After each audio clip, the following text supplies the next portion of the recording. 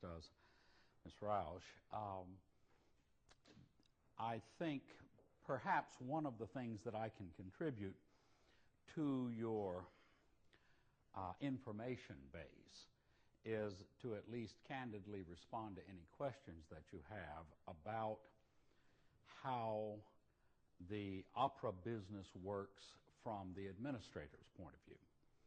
I mean, I'm here to talk about the arias that you're singing, to discuss with you their dramatic context, some of the vocal issues, some of the musical and stylistic issues. But the other component of that is to say, if I am progressing, if I am moving down a path toward my particular career goal, what am I looking at? And I'll be happy to take part of this discussion today to try to answer your questions, to give you a little bit. This isn't career day, I know. It's a master class about some repertory choices.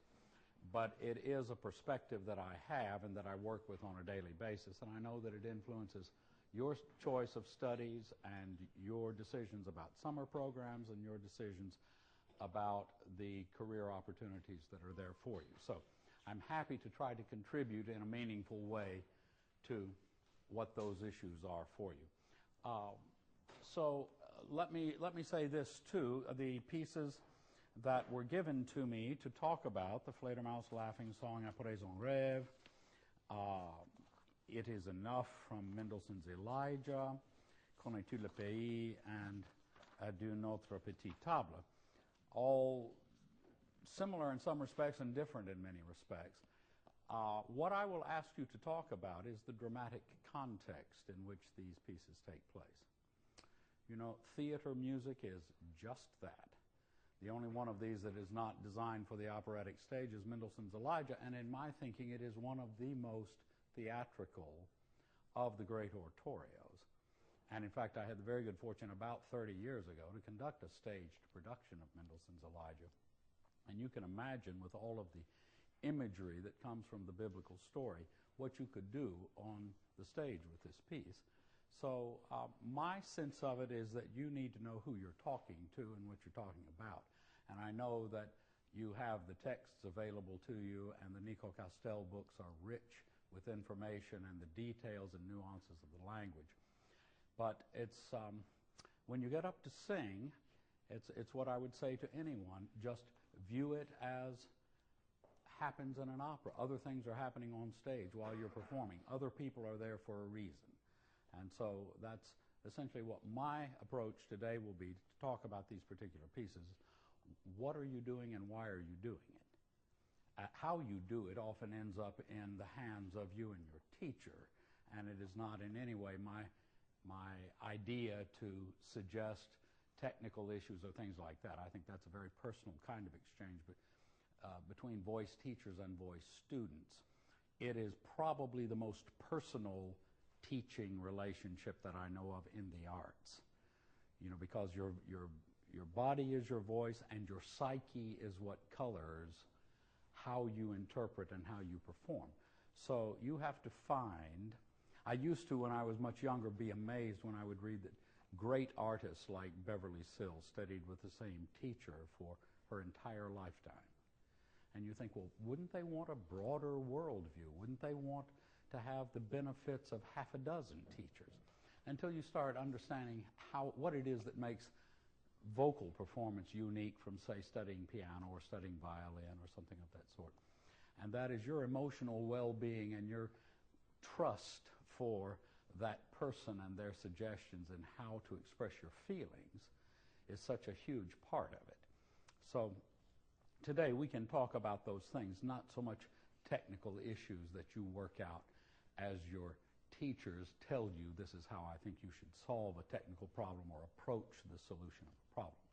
But the repertory is as rich and broad as you can possibly imagine. And I know that every person in this room that is intent upon singing in the field of opera will be faced with some very serious decisions, and that is, what roles should I sing? And when you look at there was a period in opera where a tenor sang tenor roles. It was just that simple. If they were loud tenor roles, or they were soft, or they were heavy, or they were light, they were still tenor roles. And today we have just by a sense of style and awareness, but also a sense of what people do physically, tried to refine this to say, you know, at this phase in your life, you can sing this kind of repertory. At this phase in your life, you might move into heavier repertory. As you get older and gravity starts having a greater effect on your voice, particularly the upper register, then you might do what Mr. Domingo is doing today as he is becoming a baritone again. Remember, he started his career as a young singer as a baritone, and then he became one of the world's greatest tenors and has had an incredible career. And I think because of two things. First, he's a great musician. Secondly, he had a well-grounded technique that allowed him to sing the right choices very effectively. And now he's come to a point in his life where he is, as the voice goes down, he is finding the repertoire that works for him. Many of you will go through the same things, even much earlier in your career. Mezzo sometimes chooses to go up. A baritone sometimes chooses to go up. Occasionally, the reverse happens. Less frequently, I might add, because you get paid more the higher you can sing. But unless you're, you know, Sam Raimi or some of the legendary basses and baritones, but it's because the repertory of the 19th century, which is the largest body of repertory that we sing, tends to focus on romantic leads that are tenors and sopranos. And just by default, the mezzos and the baritones became, I hesitate to say secondary characters, and certainly not in Verdi's hand, but in Puccini and people like that. They focused much more on sopranos and tenors than they did on mezzos, basses, and baritones. So that's just the luck of the draw. But I would suggest, you know, that old commercial that used to be around years ago, you don't fool with Mother Nature. As a singer, that's the best advice I can give you. If you are a mezzo, if you are a bass, if you are a tenor, sing the repertory that fits your voice. When I talk to young singers, I say, listen to interviews with people like Pavarotti, Sutherland, Sills, Domingo, Terfel. Their speaking voice is the same as their singing voice. They are merely talking on pitch, by and large. Of course, they develop the same focus and projection that any good singer develops, but they are not trying to muscle their way into a part of projection that doesn't come to them naturally. And that's why these people had 40-year singing careers and so forth, and why a lot of people come and go. So you want to be one of those people that has a long, balanced career that lets you master a corner of the repertory and perform it expertly.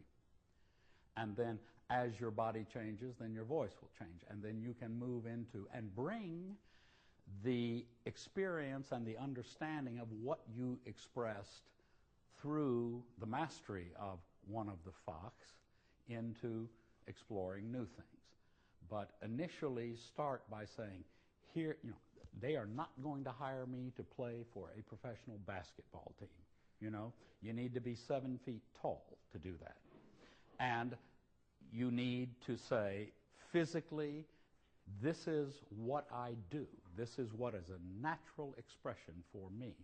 And then you will also find some great contentment. You know, that it's that old, having just conducted Così fan tutte, and the moral at the end is the person who gains wisdom becomes happier by, that might have been a painful lesson, but they are a happier person by virtue of their understanding.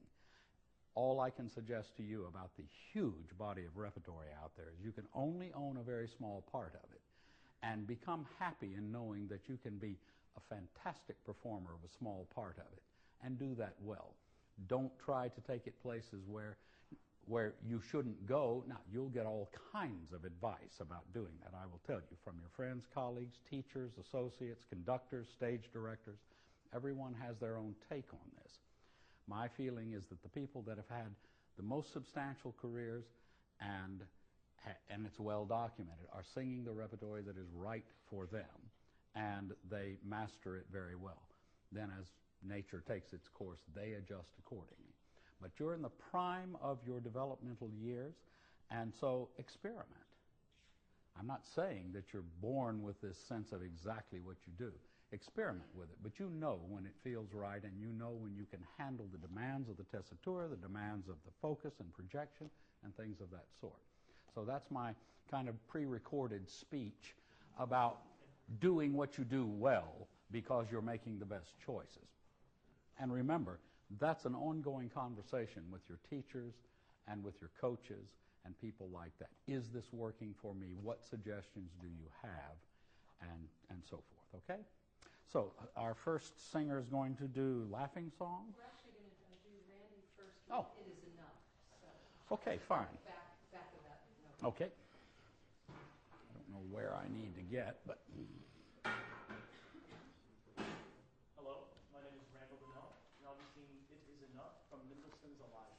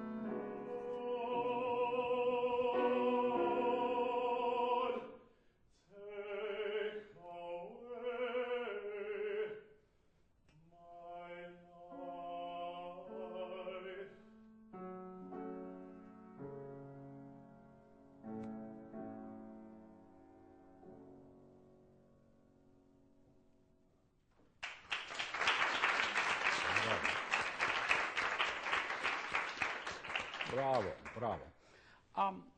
Let's start this. First, what do you know about Mendelssohn? About Mendelssohn himself? Yeah, the composer of this. Well, I know his is, but from what I understand about this piece is that it's kind of like he rewrote a lot of Bach. He did like scholarly editions of Bach. And this is Right. kind of his own oratorio. He was personally responsible for the celebrated performance of the Bach St. Matthew Passion that kind of revived the world's interest in Bach after he had been considered a little obsolete.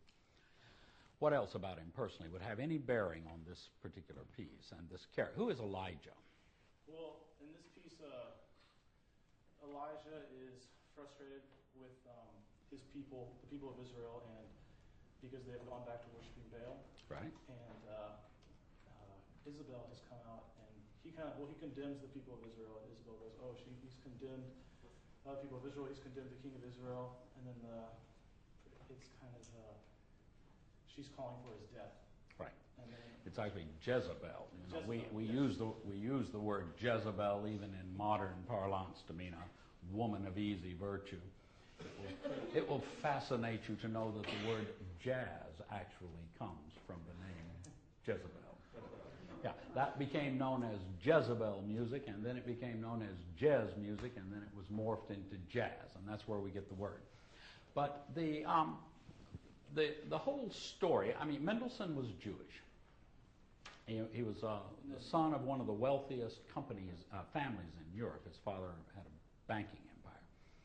But he converted to Christianity, so you can imagine his particular pleasure with his Jewish heritage, writing about an Old Testament figure, which is, after all, Jewish history, and writing from a Christian point of view.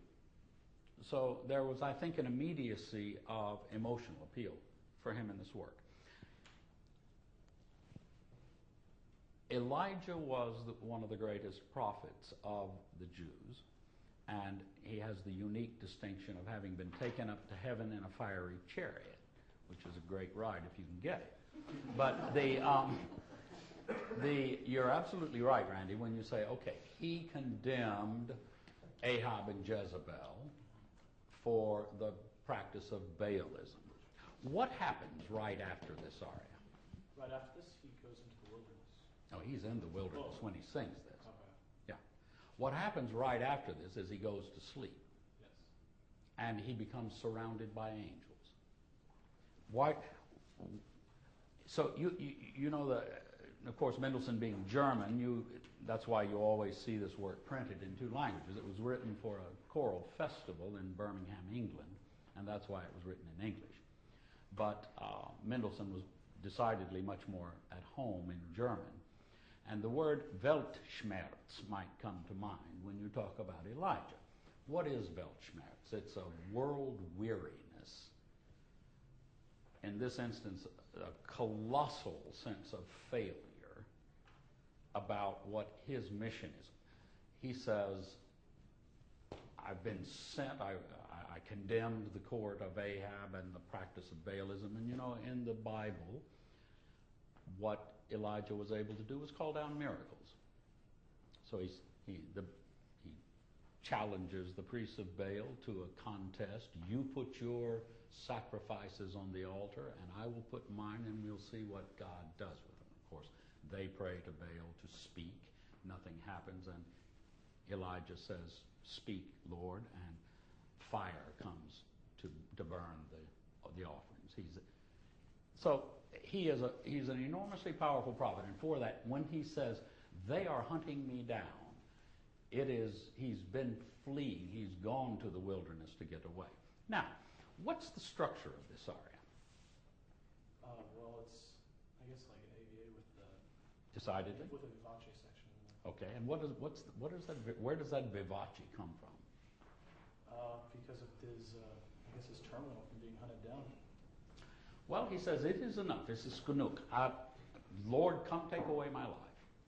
I fought against the priests of Baal, and basically they've won. They won. I won the confrontation about the miracles, but I want you to identify a little more specifically where he is in his life drama that causes an aged prophet to say, I'm out of here. It's enough. I've done what I can do. Take my life. I would rather die rather than the ignominy of this defeat. And the ignominy of the defeat, of course, is that the Israelites, instead of following God, have started desecrating the altars and started following Baal. And he says, not only have your chosen people defiled your altars and your temples, but now they're hunting me down to kill me. And why don't you just make it easy for me? And then that middle section comes from a place that's very deeply within, and that is, I fought the good fight. I stood up for the word of the Lord. I led the battle against them.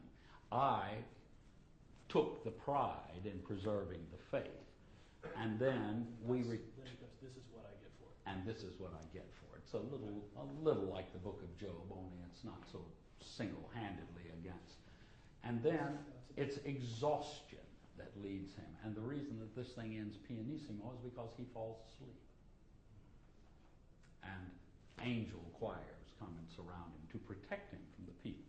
So what you have to convey is this weight at the beginning, this Weltschmerz. Now, this is, of course, and I say this in no way suggesting that you should prepare and study this. It's for a much older character. You're talking about a man that's 60, 70 years old in biblical lore. And usually the people that sing the title role of Elijah are much older, true basses. And so when you get that low A, it's a little hard for a person at your stage of physical development just to negotiate it with equilibrium. Let's take it a little bit. Now, the other thing, and I realize that with a younger singer, you're going to want to move it a little so you can sustain it. It's a little more powerful if it's slightly slower. The beginning section? Yeah, just so that it has this world weariness about it. And it's the other thing that you have to think about in interpreting this piece is the text is so repetitious. Who are you talking to? To myself and God. To yourself and God. And focus always stays there? Who are you talking to in that middle section? It's all of you people that abandoned us, every one of you people that defied the altars. You didn't go with me to the battle, but I fought the good fight. Okay, and so that's where I say it comes from so deeply within. Let's just get, now, the thing is, with a text that is as repetitive as this, and with a kind of unrelenting tessitura between a range of about a sixth, you've got to find a little more variety to interest us in this narrative. Otherwise, it just becomes kvetching. You see, it loses its dramatic point. All right, let's just hear a little bit of it again, right where you come in. Do you want to go a little faster or not so much? Not so much. Ever so slightly, if he can sustain it now. Ever so slightly.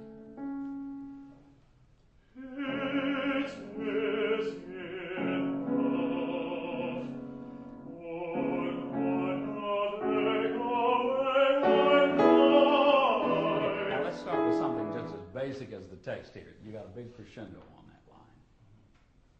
You know, it's one thing to say, Lord, take away my life. It's another thing to say, to challenge God to take away your life. You see, and I'm guessing the challenge somehow comes out of that crescendo, because you got a long way to go before you find the resolution of that motion.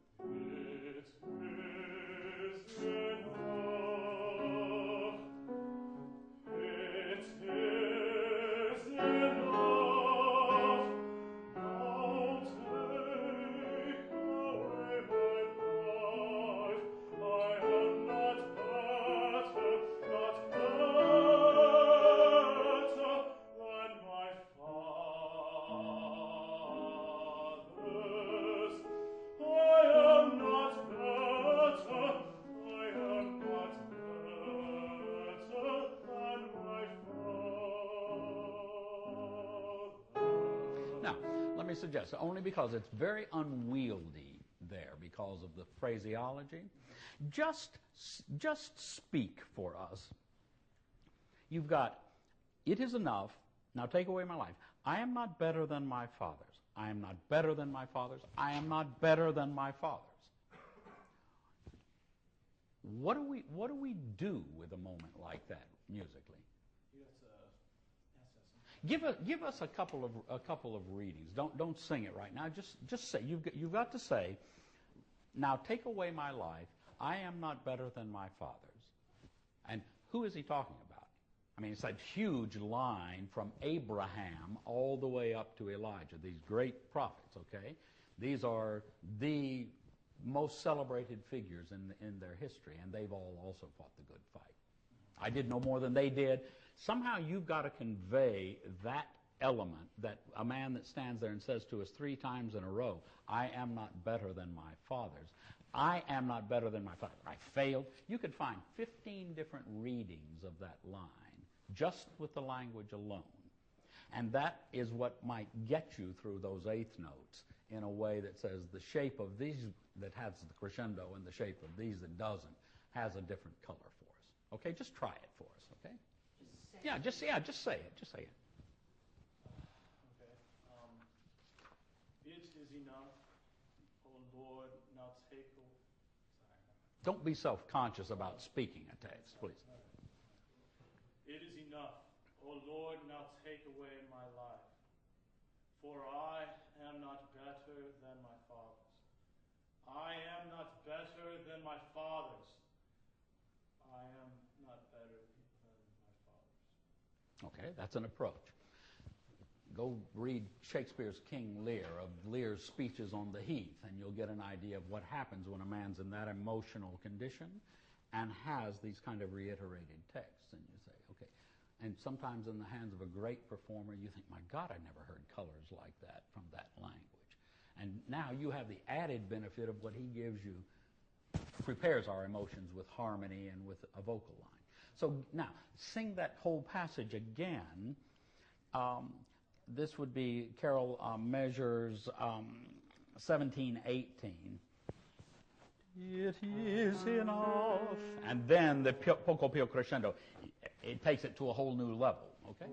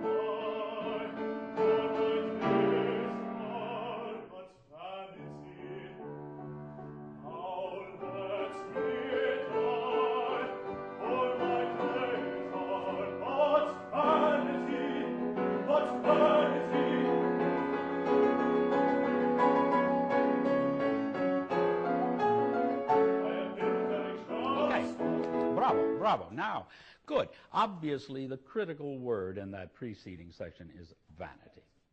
Not vanity in the sense of vain, but vanity in the sense of useless, hopeless. And when I said, where does this vivace center section come from? It comes from that. It comes from the fact that everything I did is useless, and this is true anger. This is a ferocious anger. This is God-defying anger. It is nation-defying anger. And if you just come in and you sing, I desire to live no longer, we've been hearing that since the first bar. You know, that's an emotional color that we've all experienced with you jointly. This has to take us to a whole new place. And this whole thing about vanity is a is the transition to if I had the forces in my hands, if I had the situation in front of me. So musically, we have to hear that. And you have to find the color. You say vanity 3 times, and each one of those has to have a kind of bite in it, a kind of anger that carries us into this vivace. Okay? Overdo it. Make me say, no, that's too much. Okay. Good. All right. Why don't you take, I desire to live no longer.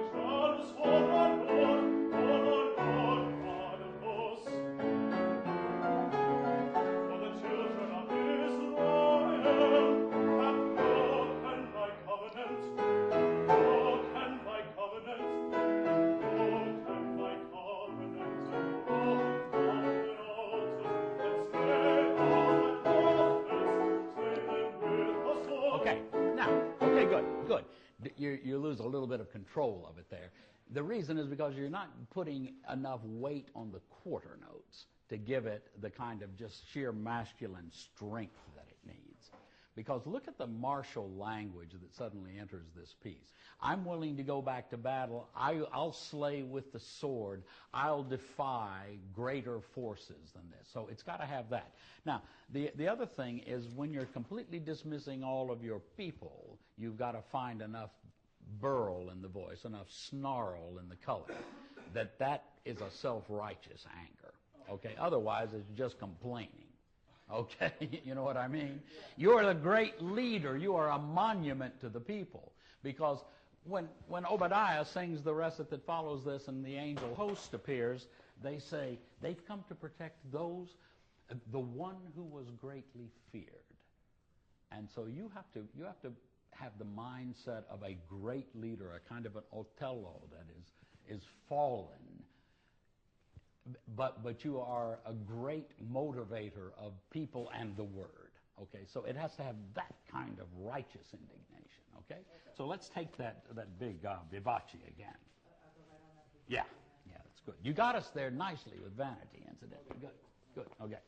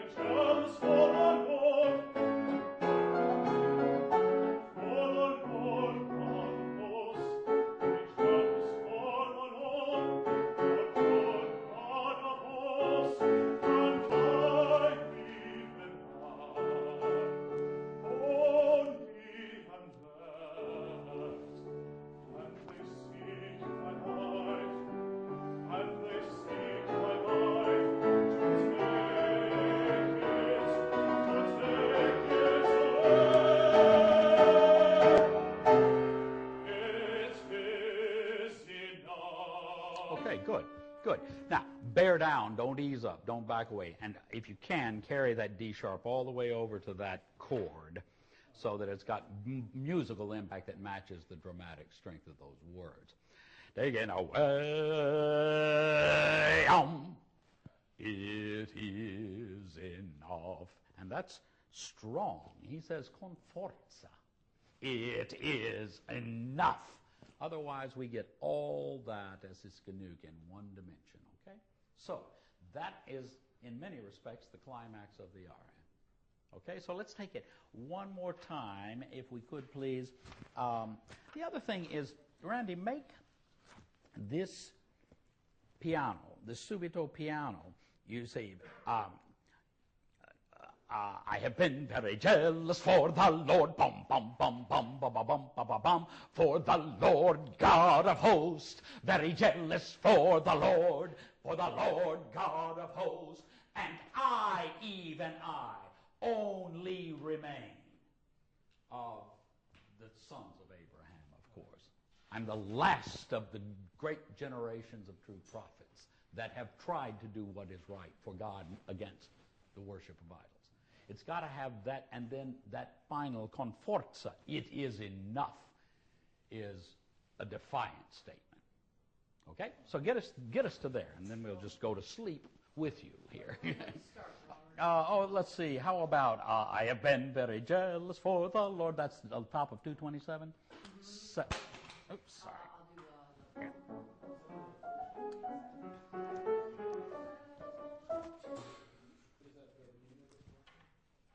no, it's about halfway through. Yeah.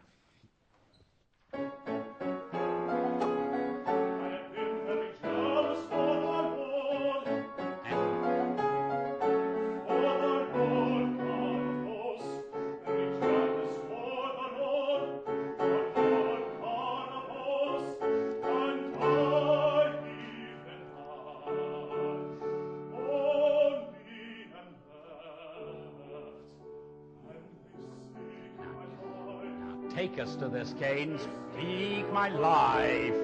Take it.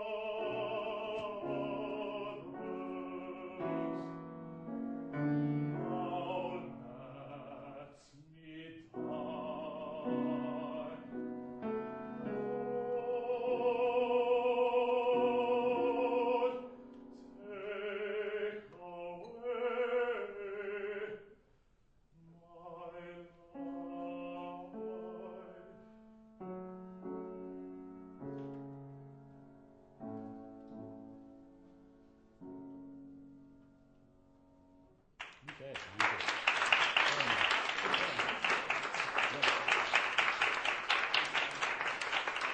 Good. Okay, what's next?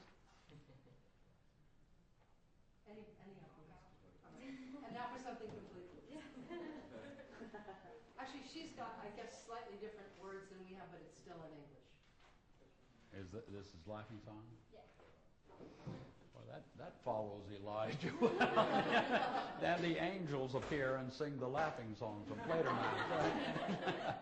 Oh, good. Hi, I'm Sarah Teague, and I will be singing My Dear Marquis from the Cleveland. Okay.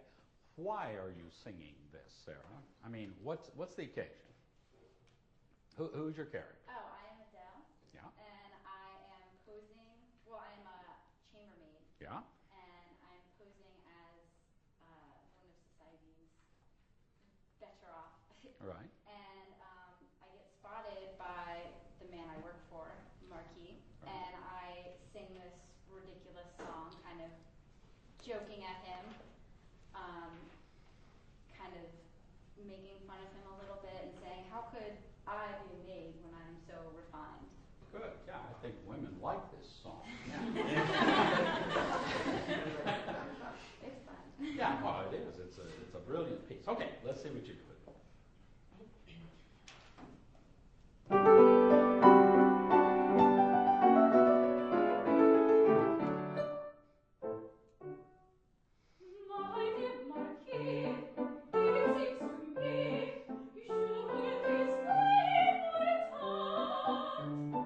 Lady goes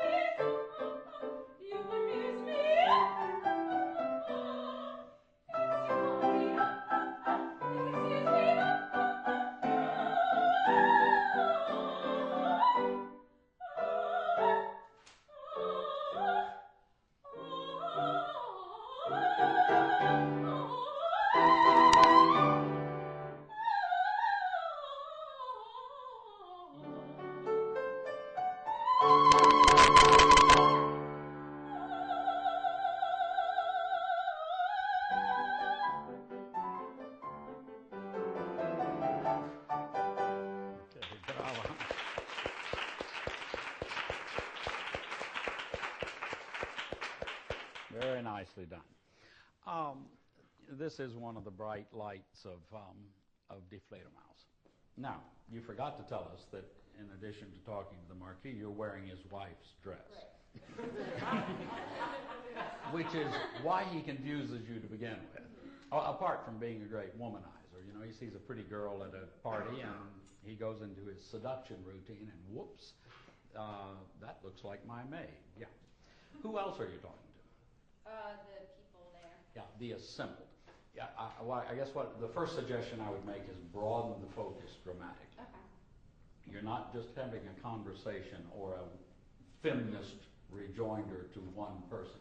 You're talking to a whole ballroom full of people who get the message that, whoa, there's some fun afoot, and so therefore everybody says, let's run over and listen to this. And as you know, in stage performances, the entire chorus joins in on the laughter. All right, so you want to broaden that. Now, obviously, there's a little bit of a trap in this piece.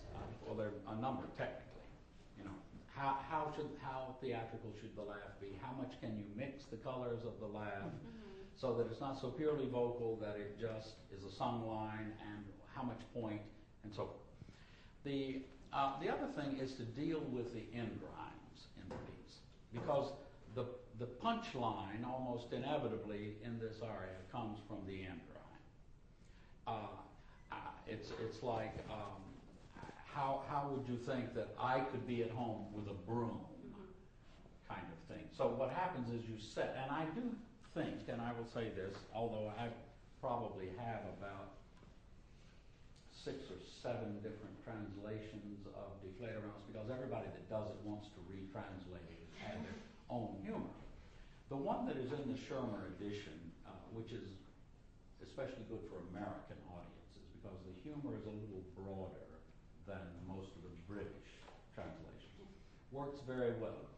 And I would strongly suggest, I mean, I see you've made a few little adjustments, but I would strongly suggest that that Martin translation will work for you and that you make a few little modifications to suit your personal taste there.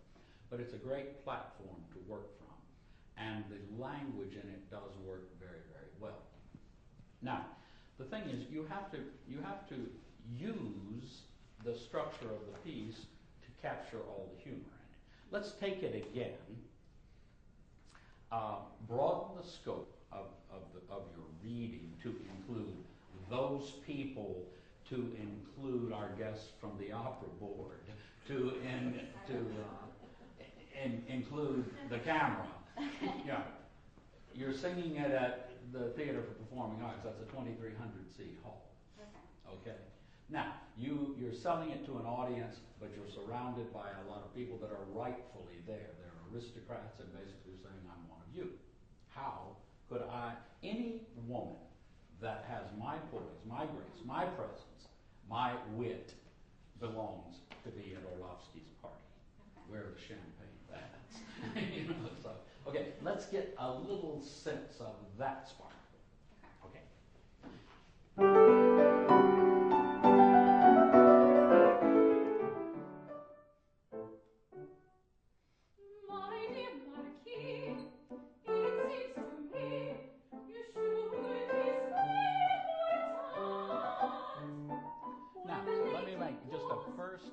First fundamental musical statement. And this goes not just for this piece, but for everything that you see. What did she do musically there? She did a big rallentando on the one lyric line that's in the thing. The rest of it's kind of quasi-marcato, staccato. My dear Marquis, just look at me. You see, da-da-da-da-dum, ba-da-dum, ba-da-dum. That's such a tired operatic convention, if you will. You know, it's like tenors and their high notes. You know, yeah. Watch them squirm. No, the point is, you use it selectively. Don't use it just because it's a little moment for a plushness in the voice. Use it because it conveys a whole new level of meaning. And there's nothing in that text there that suggests that you should suddenly slow down, and nothing particularly in the musical line, because there are lots of other places where you can play with that. Just bear in mind, if you overinterpret these things, then when you get to the moment where you really want to say something, you've nowhere left to go. You know, you've already lengthened the notes, used tenuto in the top, done all these things. So figure out, it's like reading a poem, figure out where the real emphasis lies and where you wish to pause, where you wish to linger. And so, okay, so let's take it again, right from the top. Sparkling, light, sassy, bright, in his face. Okay? Just going to give you 2 bars.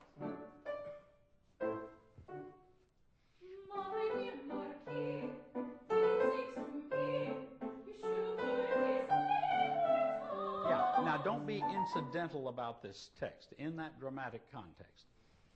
I doubt that the chambermaid ever referred to her boss and an aristocrat as my dear. You know, so it's got to have more bite. Okay? That's the first thing that lets us know that this girl's got spunk. Okay? Okay, here we go.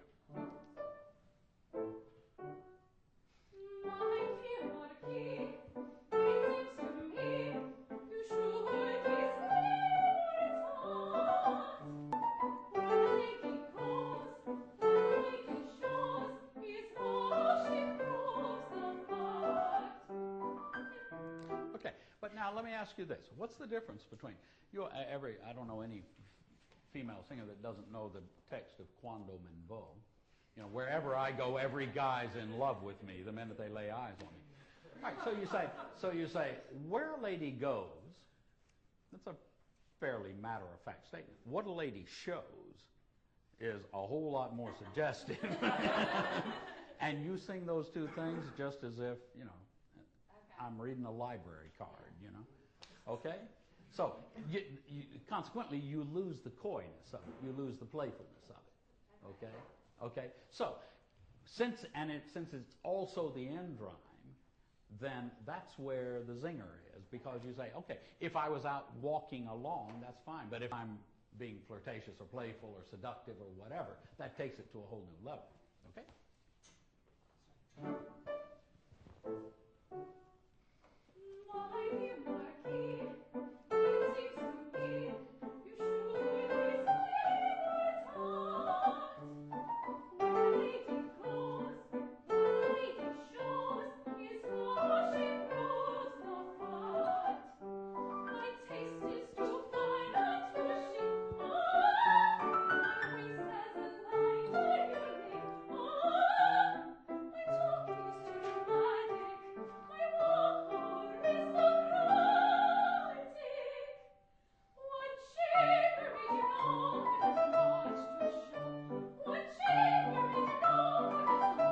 Okay, now, two things. What do you do with that repeated text? It's like, you know, you say, what chamber made you know could have so much to show? Why do you sing it a second time? Just to emphasize. Okay, but what's the difference musically in the way the two passages are written? It's marked a tempo. The first one is, you know, it's got accents. You've got to find some variety to make that affirmative statement. Okay. You see? What chamber made you know would have so much to show? What chamber made you know would have so much to show? You know, we have to have some reason to do these things other than, sure, he wrote an 8-bar musical structure and linguists have to struggle to fill it. But then you've got to struggle to interpret it. When you carry this issue to a much larger scale, and you're dealing with da capo arias, as we have so frequently in Mozart, what do you do when you've got 64 bars of something like that, not just 2 measures? What is the emotional layering that you're looking for that says, okay, I've got to carry this sentiment through so many kaleidoscopic colors. And this is the same principle, only it's just in miniature. And it's also more fun. You know, because it's nice. You know, if you were staged in, you could turn more, you could be a little more playful with it, but there's nothing stopping you right now, actually. In fact, it'll be recorded for eternity here. Okay, so the main thing is relax and become this character. Okay? All right, so, yeah, that'll be good. And this is the first time that you've actually responded to what he called you. Okay. He says, aren't you my and that's what sets this thing off. And you say, what chambermaid would know? You know, so All right. So this is a real feminist moment. Okay. What chamber in your own? There you go. Open it up. What chamber in your own could have so much to show? Instead of putting on such airs, why don't you mind your own affairs? It's too funny. Now, don't back away from that moment. Basically, you've now insulted him equally. All right? So don't just toss it away casually. Bear down on him. Instead of putting on your aristocratic airs, after all, Eisenstein is not an aristocrat either. It's Orlovsky that's the aristocrat. Instead of putting on such airs, why don't you mind your own business? I came here to have fun. And now, not angry, never angry in this, because actually beneath his wife's dress, your heart is beating fast that you've been discovered. But, you know, it's all facade. It's all bravado. Okay? Here we go. Yeah, instead of putting on such airs. Okay? Instead of putting on such airs, why don't you mind your own affairs? It's too funny. Please excuse me. I can't help it. You amuse me. It's too funny.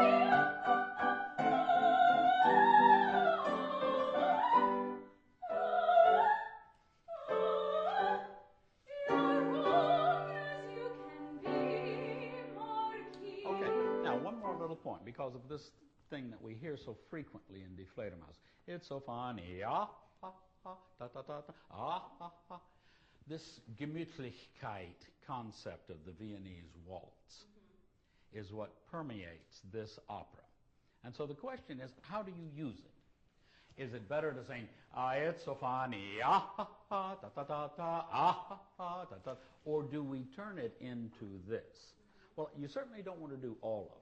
I'm not saying that you can't choose that as an interpretive moment, because you know that it comes legitimately from the way the Strauss waltzes are interpreted. But I wouldn't do it every time. Okay.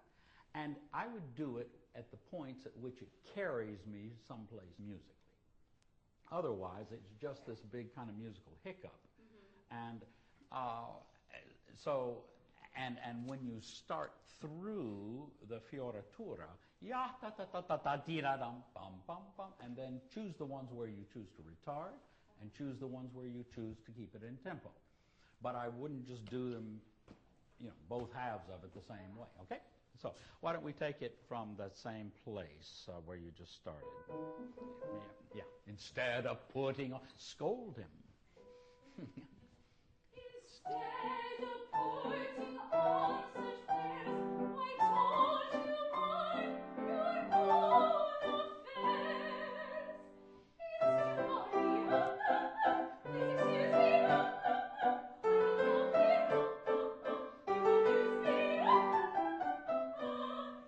funny. Please excuse me.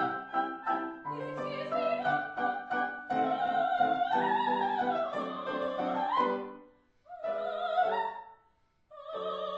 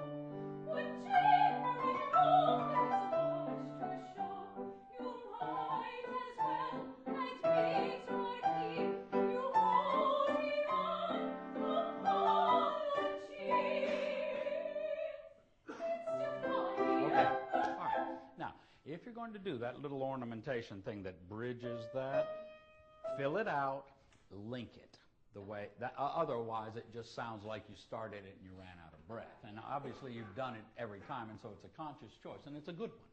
It's a good one. Use it, but use it for dramatic purposes. It's like otherwise, and it carries us forward. Otherwise, it's just an added number. Okay.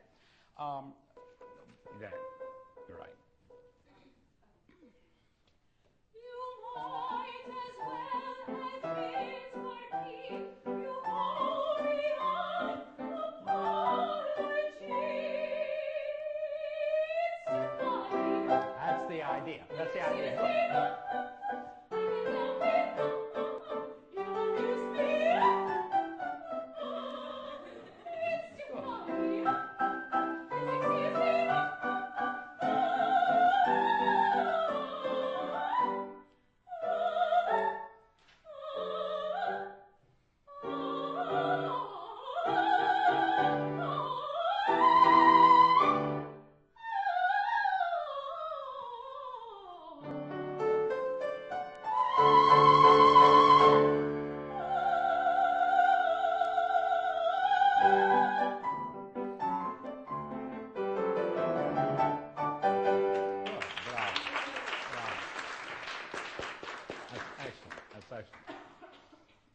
Observation. When you get to all of the ornamentation at the end, singing all the arpeggios, and that's tough stuff, I know.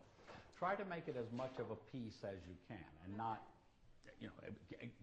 not quite so fragmentary, and just sing through, so that you've got arrival points that are dictated by something other than just the height of the note. Yeah. Okay. Good. Thank you very much. Thank you. Okay. What is next? Connais tu le pays? Okay. Who is Manon? Manon is a girl who was stolen by gypsies when she was young, and she's a little rebellious. Okay. And when she sings this aria, she's refusing. They had just brought all the gypsies into the town square and told them to dance, and she refuses to dance.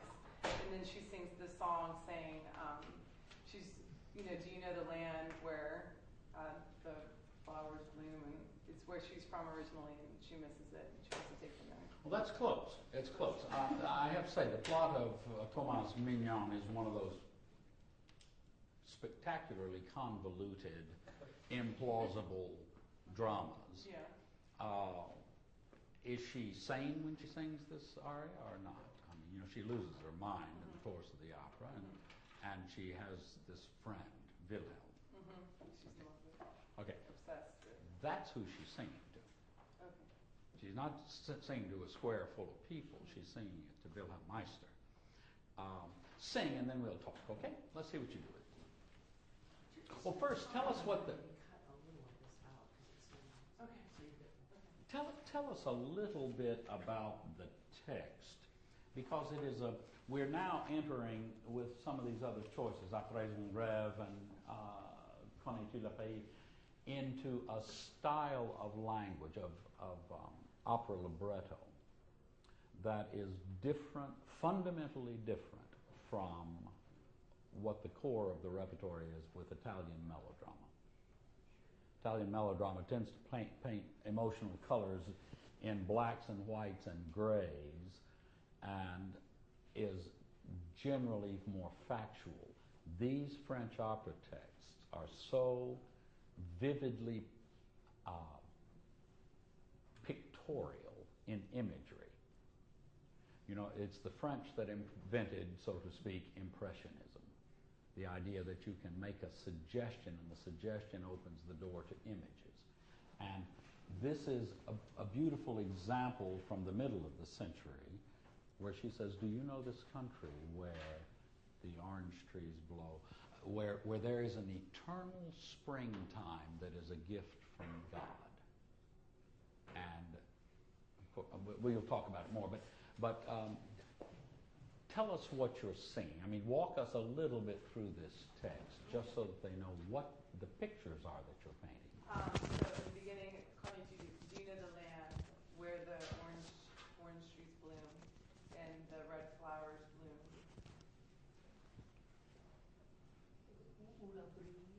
where the breeze is sweet and l'oiseau. and the birds are always singing. Sorry, I don't. Ou dans toute saison.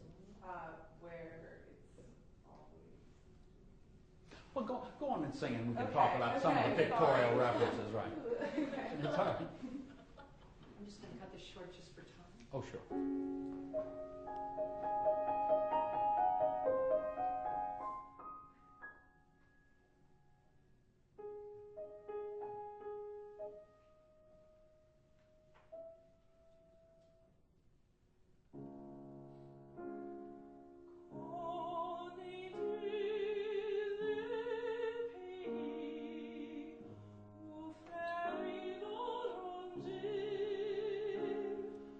Le pays des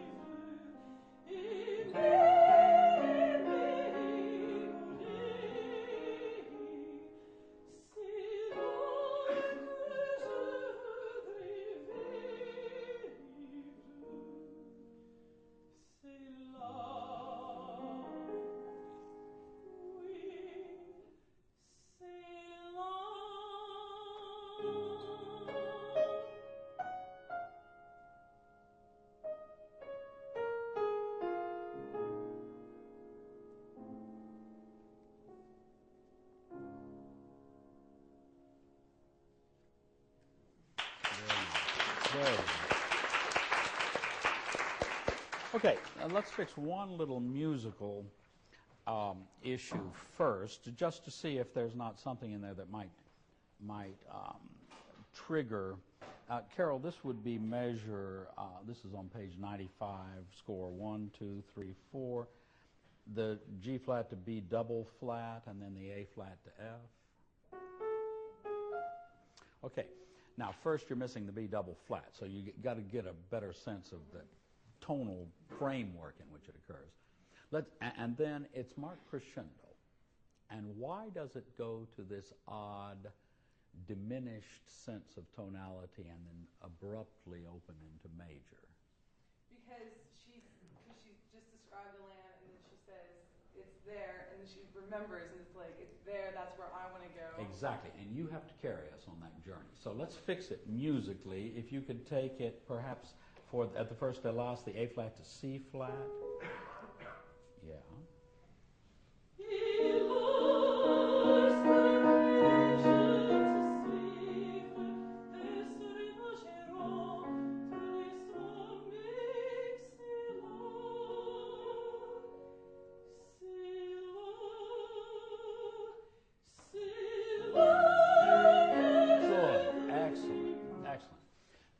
What has changed in the nature of this text at that point?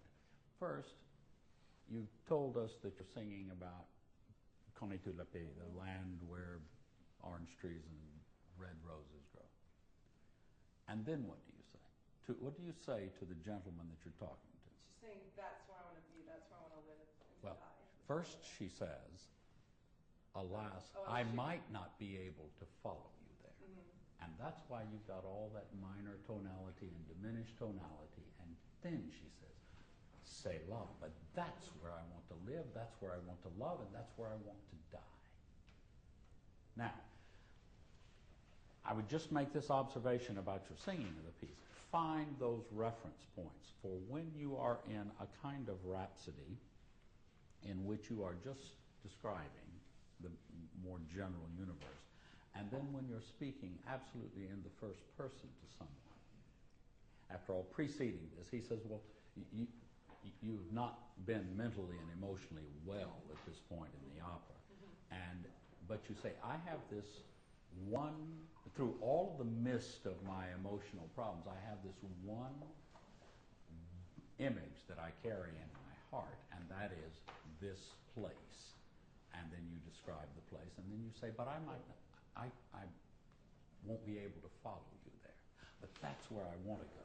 And then it goes from describing the country to what? Describing what? The way that people receive her when she A goes. house.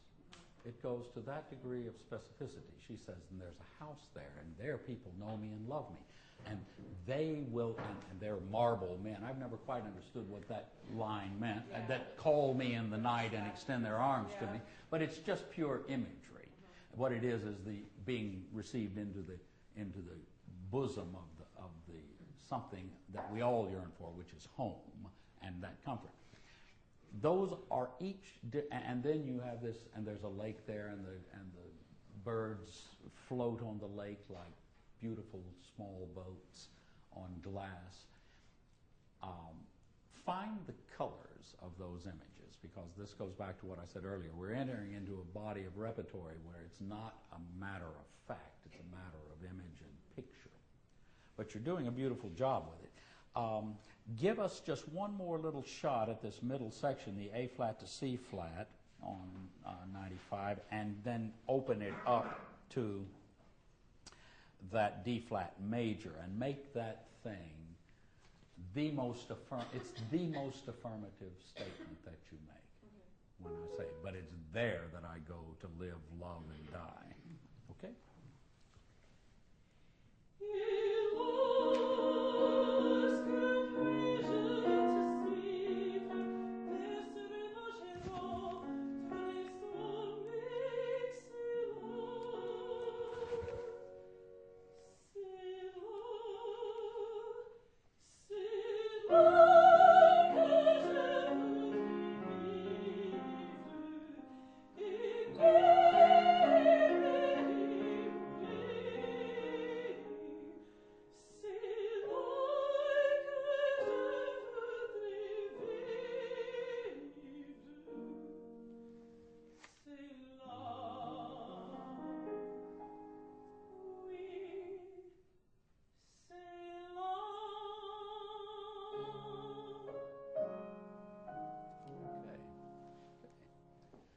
very much.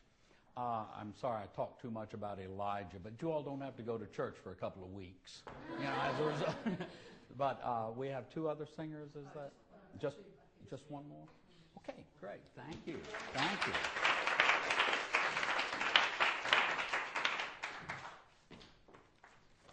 Hello, my name is Jimmy Garnier, and I will be singing A Présent Rêve by Gabriel Fauré.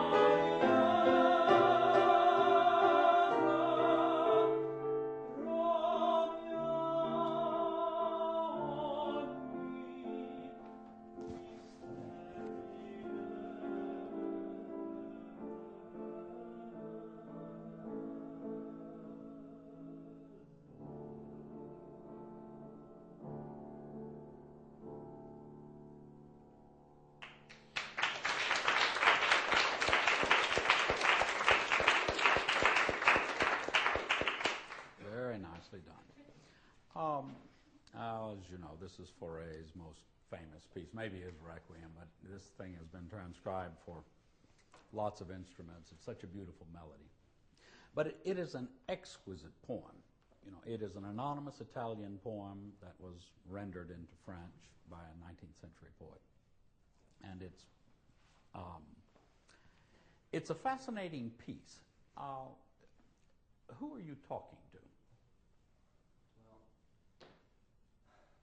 I'm kind of exclaiming to. I'm talking about how I was asleep and I was dreaming of this beautiful woman, and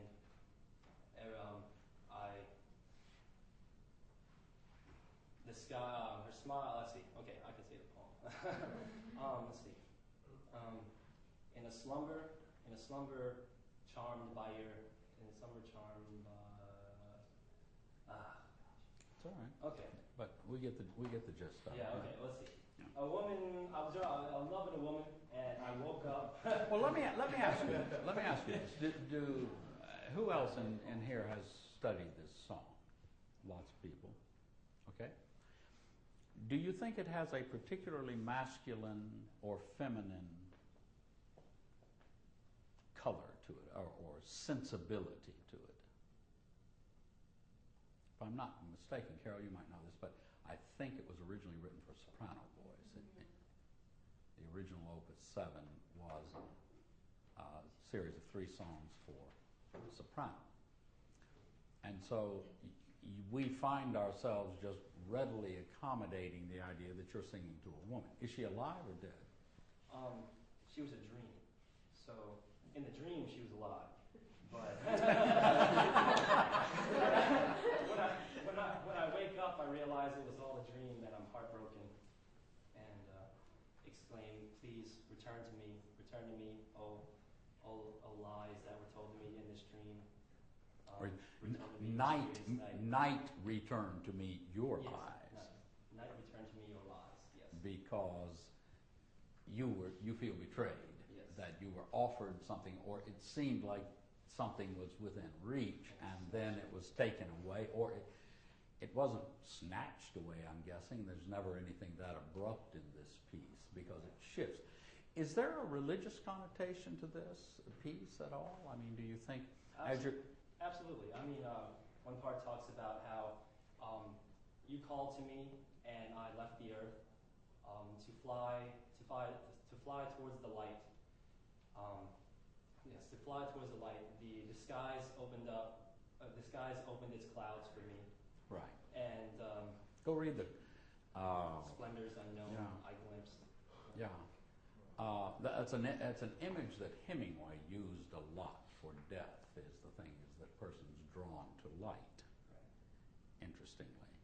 And so you say, okay, I had this beautiful dream, and you called, and it doesn't, I think, have any particular masculine or feminine connotation, but it is sung equally, and actually might even be more striking with the warmth of lower voices than a brighter, less, I shouldn't say less richly colored voice, but less obviously resonant instrument.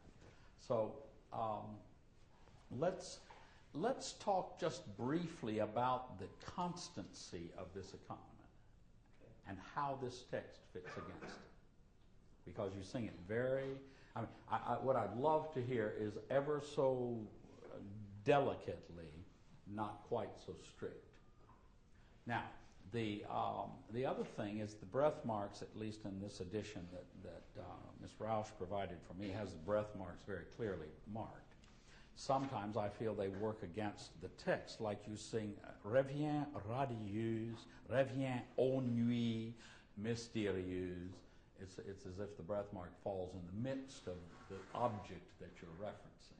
Right. Or nuit mystérieuse is oh mysterious night. Now, why you would break that into two parts. So I would suggest going back and rethinking at least a couple of these, although I see them very clearly printed in very large type there. Let's, which, I guess from an editorial point of view, it's hard to challenge that. But we do this constantly in opera. You have a duet that is occurring. You've got two characters singing, and they are singing similar text, perhaps not exactly the same text, and yet they have identical music, and their word breaks are in different parts of a beat. And so our instinct is always to equalize these things, to say, well, they both want to breathe in the same place, which means somebody's going to be breathing between two syllables of a word. Sometimes you can just change to the same word. So it's a common dilemma in this case. But sing for us again. You do a beautiful job with this, and I love the dolce color of it.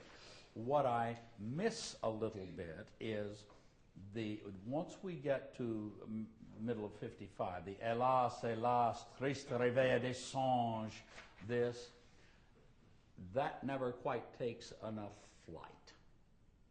Okay? Okay, let's take it again. It's only a couple of minutes. I want to see how much time I've got here. That'd be great. That'd be great. Now that you're warmed up.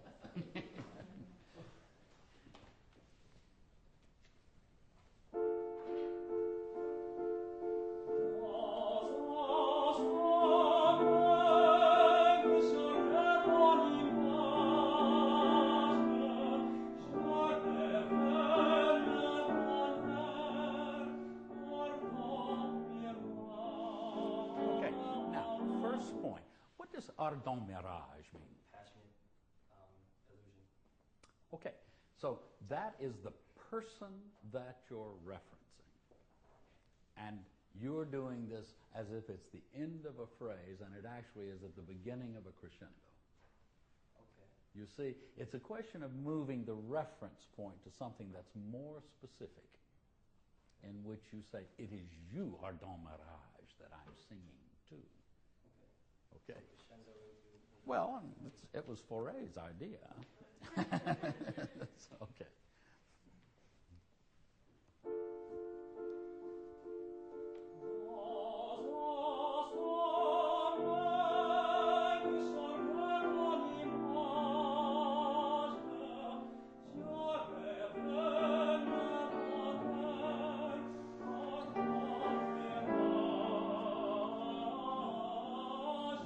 Then you're out of it. Then the diminuendo.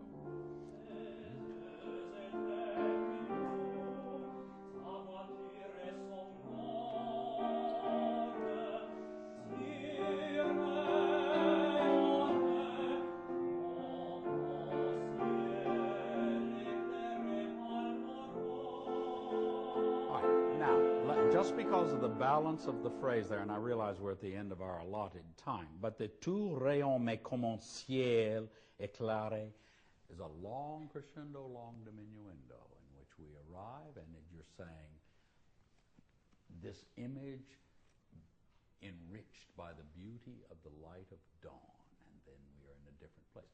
What's the symbolism here? Well, first, dawn is usually the end of sleep, you see? And so you're talking about it as if you woke up in the middle of the night and you saw this flit away from you, but you're saying where I thought this was going for me emotionally was to see you, ardent image, mirage, lightened with the beauty of dawn. And that would be the perfect end to your dream, because you would have arrived at the new day with her intact. Okay, so we got to get a little more sense of this would be perfection, this would be fulfillment, this is what I lost. And that's why you're demanding at the end, return this to me, return this to me, or nuit mystérieuse. Okay? How about, if we can get that far, that'll be good. Let's take it from the top again. Okay.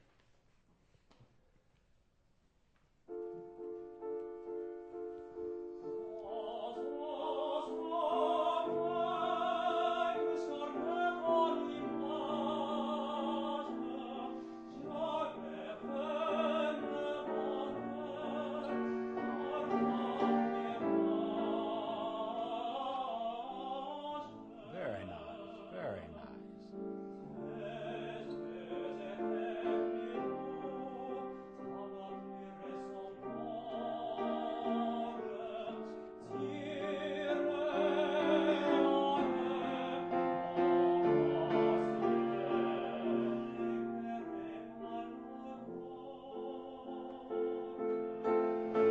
Now open this up here.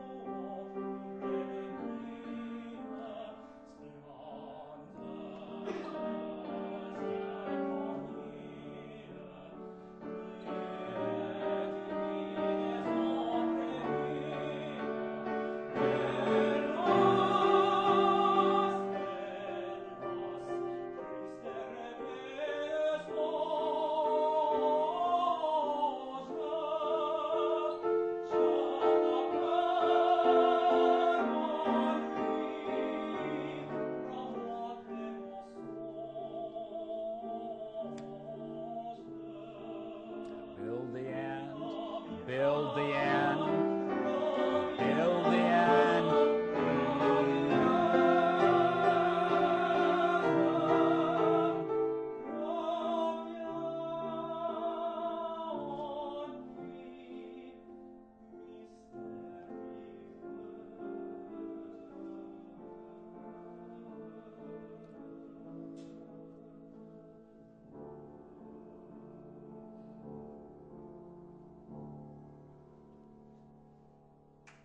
Very nice. Very nice. Very nice. Okay. Thank you. Well, it's been fun to talk to you. If you have any questions that I could answer in 25 words or less, or a nod or something like that, then I'll be happy to stay a minute to answer that. If not, then congratulations. There's obviously some beautiful vocal work going on here, and congratulations to all of you. And I look forward to seeing you either in the rehearsal tonight or on the stage in the future. Okay? Any questions? I once spoke at a career day at a high school, and I gave a long, flowery speech about all of these kinds of things, and I said, any questions? And someone said, how much money can you make with a rock band? I said, well, let's see if we can get Mick Jagger on the phone. But anyway, okay. Thanks so much.